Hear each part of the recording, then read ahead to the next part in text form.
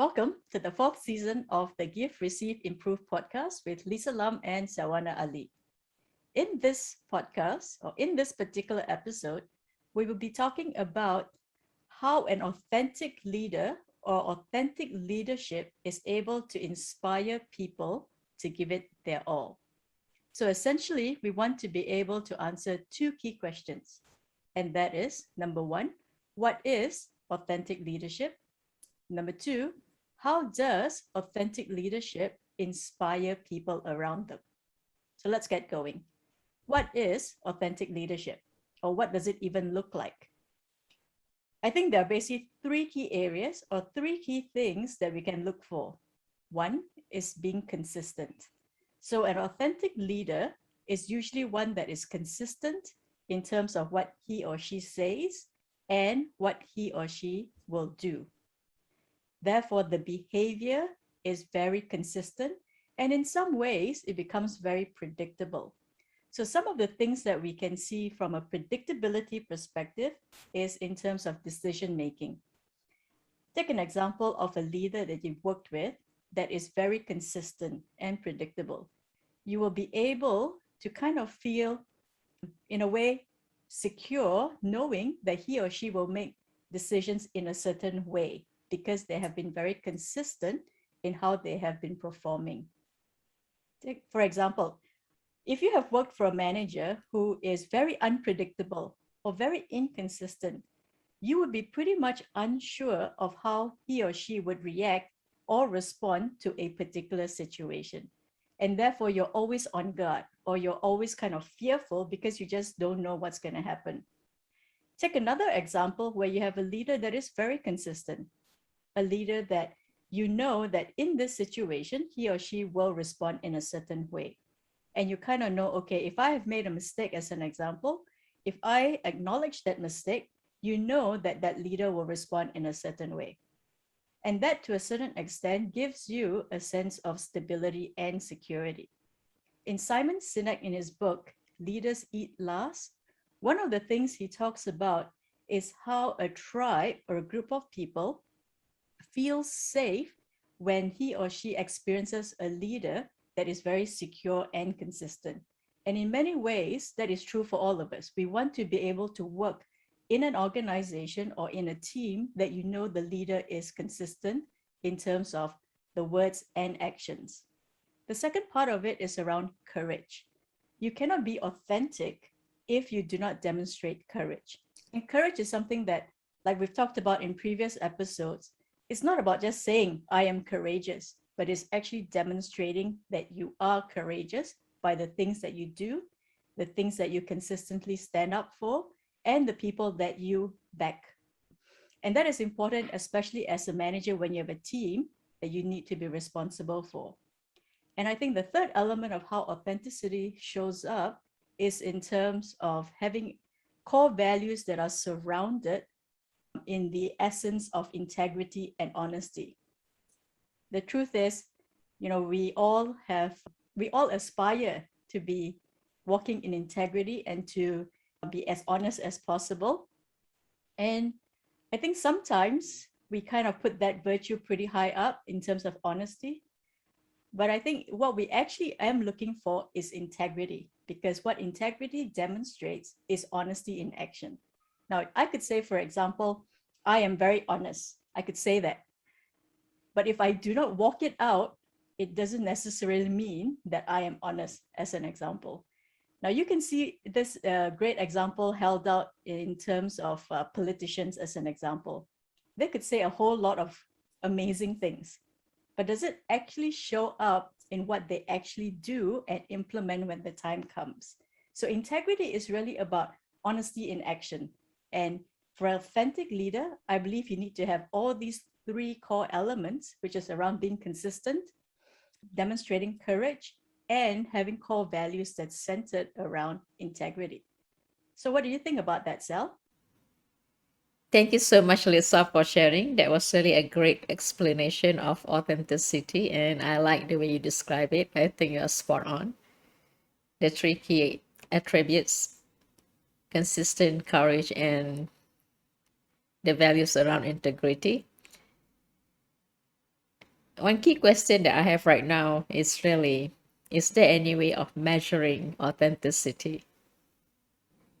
If I was your subordinate today, how can I assess that you are authentic?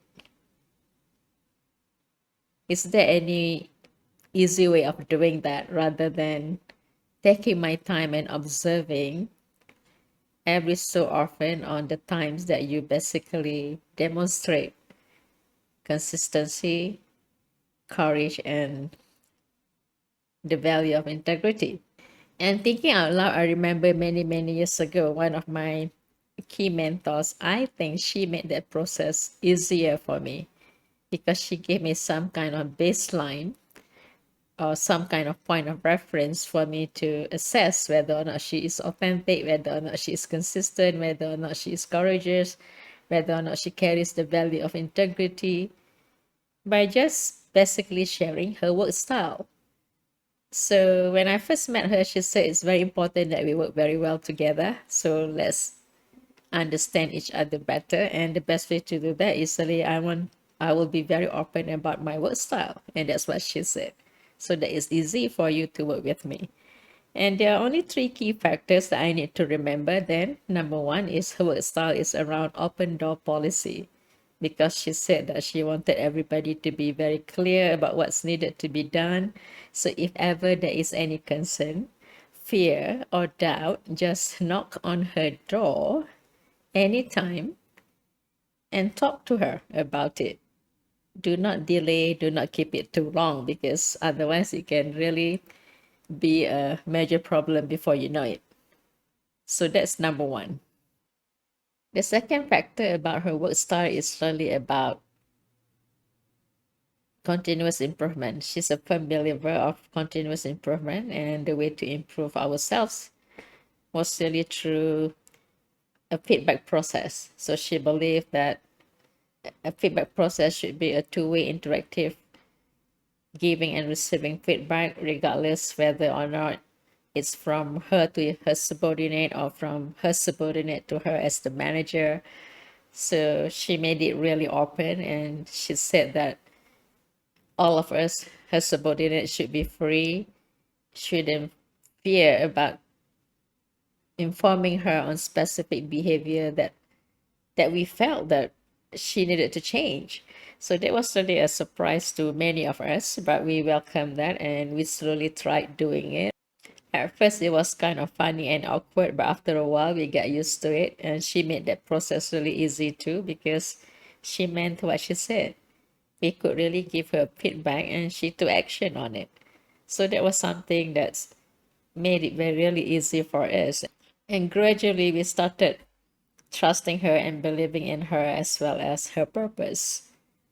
And the third key element of her work style is really about injecting as much predictability to the business as well as the operations. So she said that the more predictable we are, the better we would be. So, and the key to being predictable is really to avoid surprises. And she hated surprises. So, how did we avoid surprises? Of course, it wasn't easy, right? So, the key formula is to be honest, open, transparent, and respectful. But she made it even easier for us. She just said, tell it the way it is, because we are better off knowing the problem. We are better off knowing how bad a situation we are in, and then find ways to basically remedy, intervene so that we get the right solution to get us out of the problem. So she would rather be in that position rather than hearing all the great stories, but actually we were not doing so well. With that, after a while, it became really easy for us, and slowly it became like a culture in the department. And things like this are contagious. Yeah, Lisa, I like the way you said it. I remember, was it just now or the episode earlier, the previous episode where you mentioned that courage can be really contagious, and this is also another example. And we know we were safe. The environment was safe because she basically supported that totally. So allow me to recap a little bit. Just now I mentioned that a subordinate would need some kind of baseline or a term of reference. So I just basically shared with you the kind of example of a term of reference or a baseline that I basically had the opportunity to work on in terms of assessing my manager on whether or not she basically demonstrated the behavior such as being consistent, such as having the courage to do difficult stuff, as well as carrying the value of integrity. And the way that she did that is really by sharing her work style. I believe this is something that maybe we can think of further, or maybe some of you would be able to replicate it. But in any way, I'm pretty sure this is something that can be very useful to all of you. Well, now let's switch gear a little bit, Lisa. Following up to the courage that you talked about, I remember a very recent example of the demonstration of courage by the leading tennis player Naomi Osaka in the recent US Open. She basically confessed in the press conference about her mental wellness. See, what happened was she lost in round three, and during the press conference after her loss, she basically said that she feels sad when she loses and she feels relief rather than happy when she wins. So to her, that's not normal. And with that, she wanted to take a break from tennis for a while, just kind of trying to find herself. And I admire that a great deal because what's happening there is really a true demonstration of her being true to herself about knowing herself, her limits. And she was bold enough, really demonstrating courage in saying that it's time for her to take a break and just to it's time for her to take a break from tennis for a while and check on what exactly that she wants to do. And the greater thing about this is really the fact that she said that it's okay not to be okay. She admitted that she had some situation with her current mental wellness, which is now a common problem to many people. Mental wellness is real, and the number of people suffering from mental wellness has basically increased exponentially, especially since the COVID-19 started. So while I will miss her tennis, I definitely respect her decision, and I think that was a really great demonstration of courage. And in her case, it could be more complex because she is basically a role model. People look up to her, and what she said, what she does, people really are watching. Despite all the expectations from people, I really respect and admire the way she had handled it, and she knew exactly what she needed to do. So I think that's a very authentic demonstration of courage, Lisa, from my point of view. So, Lisa, what does it take from your point of view for you to be authentic? Yeah, I think for me personally, it's two things. One is being real in the sense that I would be secured enough to acknowledge my weaknesses and to acknowledge my mistakes and errors, and then to seek help to, overcome it. So I think an example would be, when I first started out as a product manager, I actually didn't really know much, just in case you Right. didn't realize that. But I think, I mean, No, I thought you were the best office product manager then. well, thanks, Al. But I think I pretended to know what I think I know, and I did a great Right. job pretending. But deep inside, I was unsure because it was, a new thing. But what I did learn over time is so long as you're willing to acknowledge that, yeah, this is an area that you need to improve on, and you continue to seek feedback on, there's always areas for you to improve. And I think not being afraid to acknowledge that, and not being afraid to acknowledge your mistakes or just areas that you just need to work on, to me frees me up from the pressure of being perfect. So I think I'm one of those few people that, find that perfection is overrated. I prefer to Mm. just get something done that's good enough that I can feel good about, but I don't expect it to be perfect. And because at the back of my mind is because I know that I'm not perfect. And so whatever I do will never be perfect, just as an outflow of that. I think the second part of it is around the courage to actually take a stand.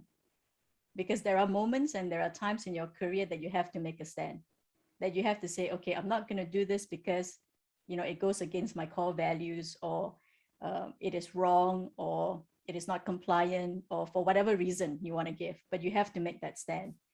And unfortunately, making that stand has consequences as well. But I think you must, or for me, I was willing to take the consequences along with taking that stand. So for me, being authentic means having the courage to make that stand when you need to make a stand.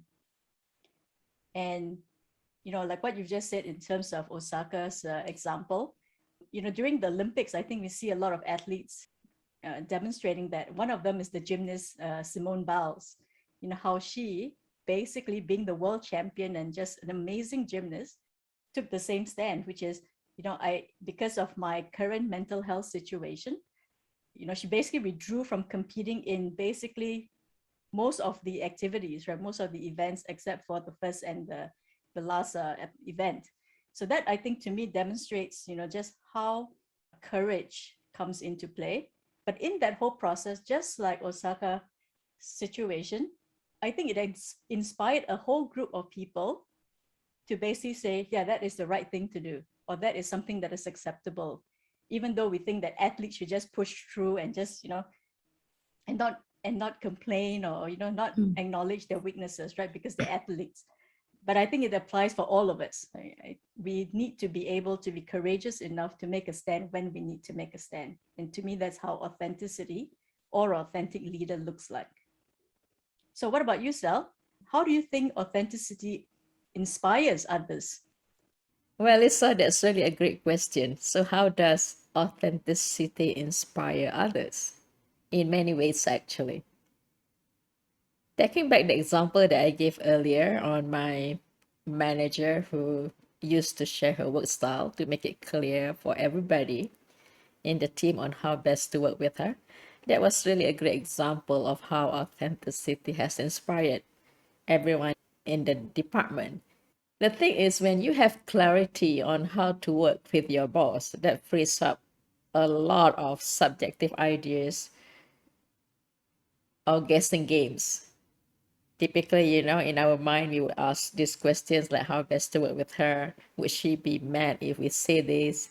How would she take it if we are open about certain things that we don't like about her behavior, for instance, or something that we feel that should be done differently? Can we be honest about it and talk to her? She practically freed up all these questions that we had in mind by providing the answers to all of us from the get-go. So what that did to us was that we felt very safe to work in such environment, and we felt free to basically did our best to think out of the box, for instance.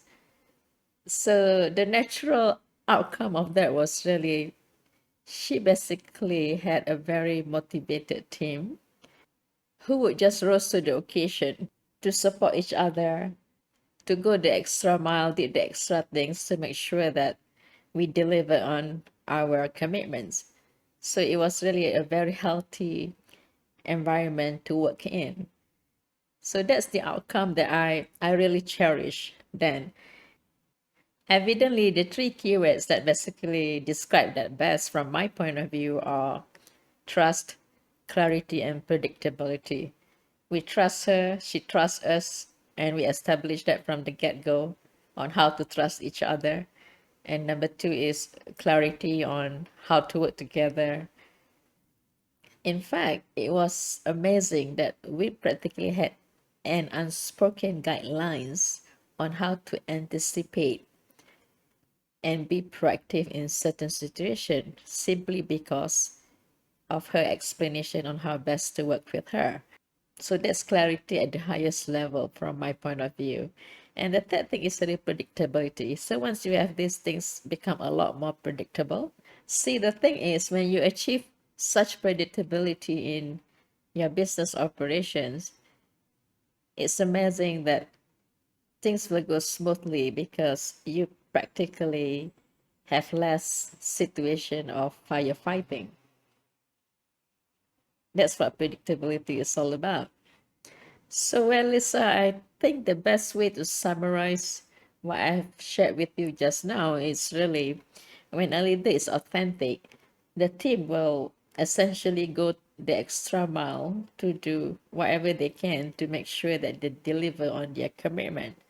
So, they are typically very motivated, highly energized, and they tend to support each other willingly. Probably this is what we say, giving it our all. And that's the main reason why I have always said that authenticity is the key cornerstone of leadership. So now I just want to touch a little bit about being authentic, just in addition to what you have just mentioned just now. And I think for each individual, we basically need to make it our goal to be an authentic leader. And the way to do that is solely by just being yourself, being true to yourself, know yourself well. And if there are certain areas that you are confused about yourself, I'm very sure we have been in this situation, take the time to find yourself. I think it's worthwhile to make it a goal to practically enhance your self-awareness and social awareness so that it will help you to become an authentic leader. At this juncture, I would just like to touch a little bit on Simone Biles, the story that you talked about just now. Correct me if I'm wrong. She practically quit the individual event only, didn't she? Or did she quit the team event as well? She participated on the first part of it, and that's where she Right, found the difficulty. And so she took the decision to step away, even though she was the team captain. But she right. decided that for the greater good of the team, it is best that she steps back so that the reserve gymnast could then come into play. This is definitely an interesting conversation to have. See, the thing is, it's a lot easier to quit the individual team as the impact to the overall team is potentially lower than if you're quitting the team event. But when you quit a team event, there may be team members who are not able to understand the overall situation and who have these ideas in mind that you're not contributing to the team, you're not believing in the team, and potentially some may be hostile and saying that, how could you do this to all of us? The expectation on that we are in this together. So there are many implications from that standpoint. Oh, you agree with me on that, Lisa? Yeah, absolutely. I think, like what you said about team activities, it's everybody needs to be playing at the same level because, as they say, Mm. right, the strongest part of any chain is its weakest link. So, basically, we all need to play our part in the team. And that goes very much in any workplace, any group that you're in, any areas where you need to collaborate, you need to be at your A game. And I think the courage part also comes in when you are not able to give it your all for whatever reason. You Yeah. also need to have the courage and the freedom to actually say, hey, maybe I'm not the best person for this job, right? Yes. Yeah. Or, you know what, I really need a lot of help to do this because I just can't do it or for whatever reason. And I think when you're able to do that, the people that you're working with will generally want to help you. But more importantly, they see that you are trying your part. And they also know that, they are not perfect as well, or they need help in certain areas. And I think to that extent, it also helps collaboration in a group, especially when you're able to be honest, as opposed to someone who says, I can do everything, so let me do it all, but not doing anything well. You know what I mean? Or someone who Yeah. says, yes, I'll do it, but never ends up doing it. I think we all have Mm. faced those sort of people and in those sort of situations. Yeah. So part of being authentic is to be able to do all that. Yeah, I totally agree. The spirit of teaming is really about trusting each other, believing in each other.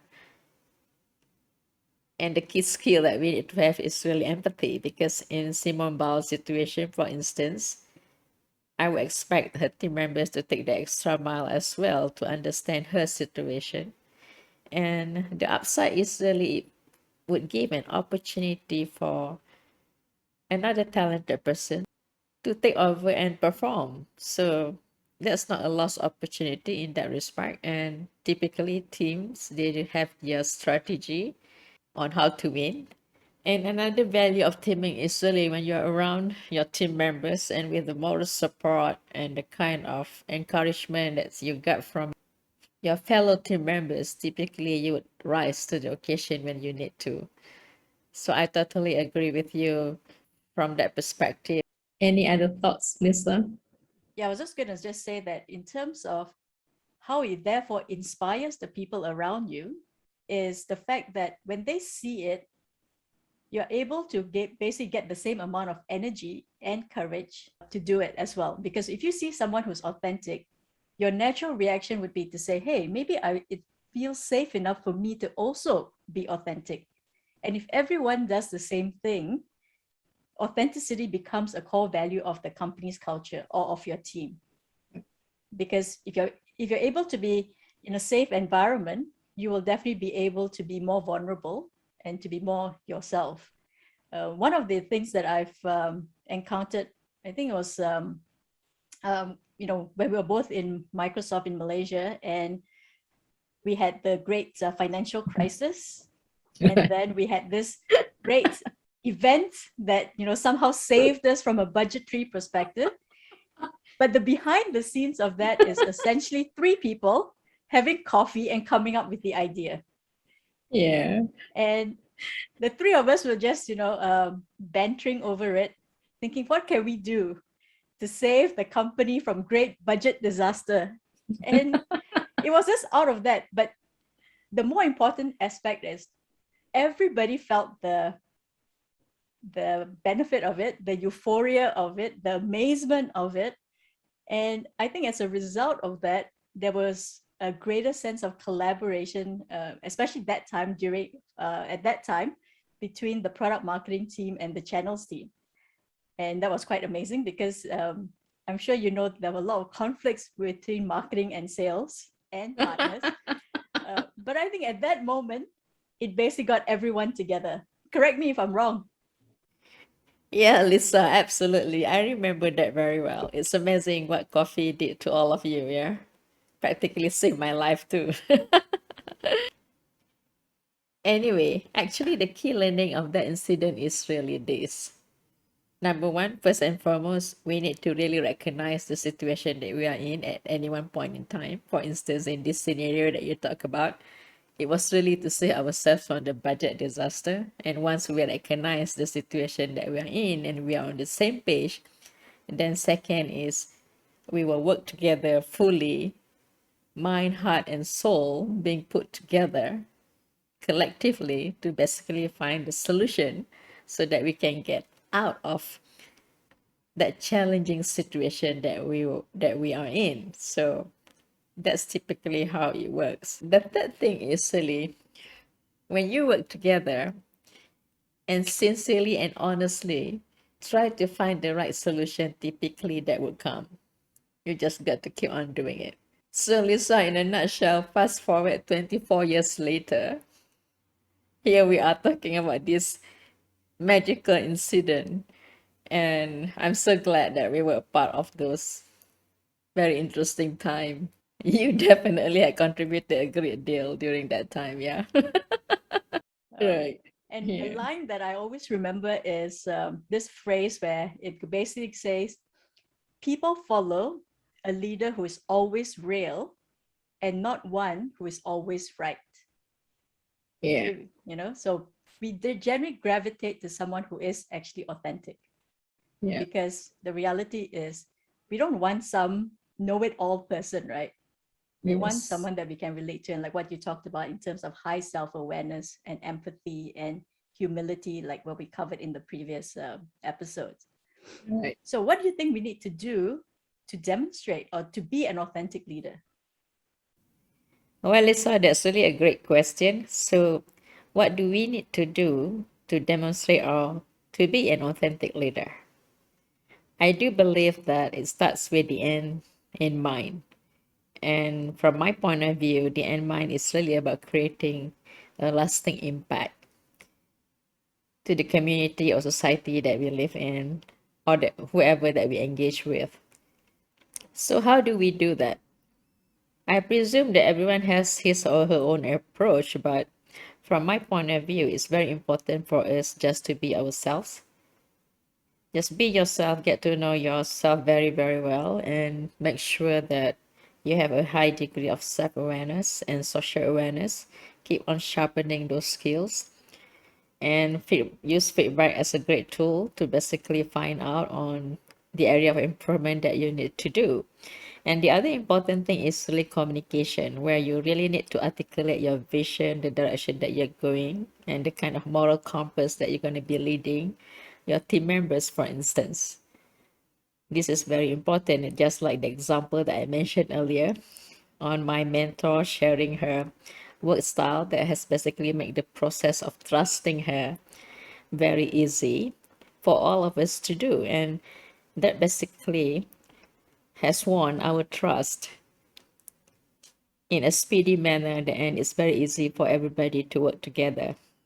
So communicating a clear vision is very important, as well as ensuring that everyone understand your core values. Make it known what your values are, and for them to believe that you're living those values, then you need to basically demonstrate the behavior that's related to those values, which at the end of the day, which translates into your being authentic. And coming back to Simone Biles' example, in her scenario, for instance, the way I look at her lasting impact to women and girls would definitely be the kind of inspirations that would encourage other girls to pick up gymnastics, for instance, to be courageous in terms of understanding, determining, and making specific decision that might be controversial but required not only yourself as well as your own community. By this I mean in the scenario that we have talked about Simone Biles quitting some of her events in the Olympic recently in order for her to manage her mental wellness situation.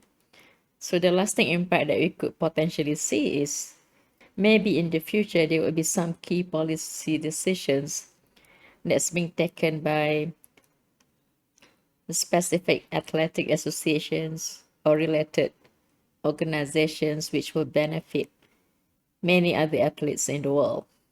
So that's the kind of impact that we are talking about. So in summary, Lisa, what I've just said is for us to demonstrate or to be an authentic leader, number one, we just need to be ourselves. Number two, we just need to communicate clearly on our vision, on our direction, and our core values so that our team members will understand what's expected of them. And number three is really for us to live those values so that we demonstrate that we are serious about it. And the outcome of that is people then start trusting and believing in us. And number four is always look at the long term, about creating a lasting impact. It's not just about quantifiable results in terms of either winning a medals or closing a $50 million deal. There are many other intrinsic values or intangible benefits that you practically bring to the table. I believe those types of impact are equally important, if not more important, than the quantifiable results that we are talking about. Is there anything you want to add, Lisa?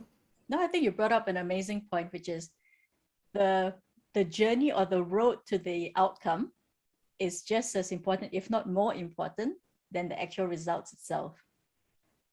Because how you get there, I mean, you could get there in many different ways, but I think you want to be able to get there in a way that you can be proud of and to Yep. be able to sleep well at night, if you know what I Yep. mean. I think we've covered quite a fair bit of things, but essentially, I think the theme of what we are talking about and the core message that we want to get across is that being an authentic leader does inspire the people around you. And to Mm. be an authentic leader requires courage, It requires, like you said, being consistent and the ability for you to also be teachable or learn, or to have a learner's mindset.